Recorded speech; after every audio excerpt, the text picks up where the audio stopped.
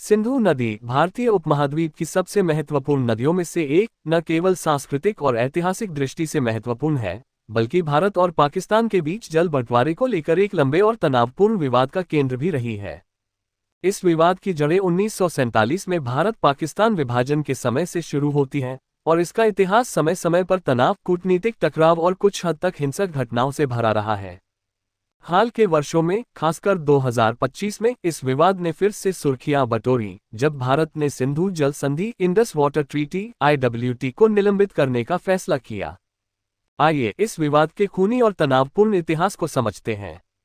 सिंधु जल संधि की शुरुआत सिंधु नदी और इसकी सहायक नदियों झेलम, चेनाब, रावी, ब्यास, सतलुज का जल बंटवारा भारत और पाकिस्तान के बीच 1960 में विश्व बैंक की मध्यस्थता में हुए सिंधु जल समझौते के तहत हुआ।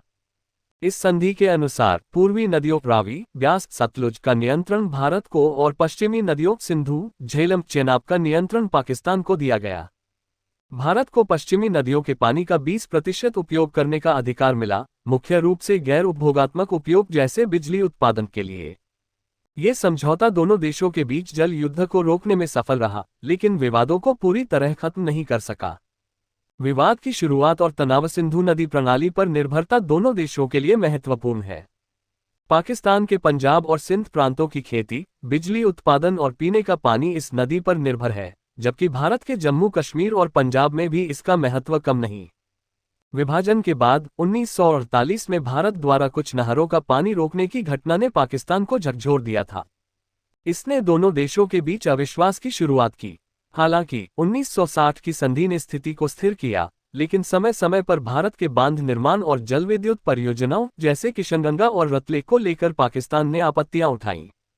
हिंसा और कूटनीतिक टकराव सिंधु जल विवाद का खूनी इतिहास सीधे तौर पर युद्धों से कम और आतंकवाद, कूटनीतिक बयानबाजी और क्षेत्रीय तनाव से अधिक जुड़ा है। उदाहरण के लिए 2016 में उरी हमले और 2019 में पुलवामा हमले के बाद भारत ने संधि की समीक्षा की बात उठाई। 2025 में पहलगाम आतंकी हमले के बाद भारत ने संधि को निलंबित करने का कड़ा कदम उठाया, जिसे पाकिस्तान ने युद्ध का ऐलान करार दिया। पाकिस्तानी नेताओं जैसे बिलावल भुट्टो ने धमकी दी कि सिंधु में या तो पानी बहेगा या भारत का खून। ऐसे बयानों ने दोनों देशों के बीच तनाव को और बढ़ाया। 2025 का नया मोड़ 2025 में भारत के संधि निलंबन के फैसले ने पाकिस्तान में हड़कंप मचा दिया। पाकिस्तान के विशेषज्ञों ने इसे एक तरफा और अवैध कदम बताया, जबकि भारत ने इसे आतंकवाद के खिलाफ जवाबी कार्रवाई करार दिया।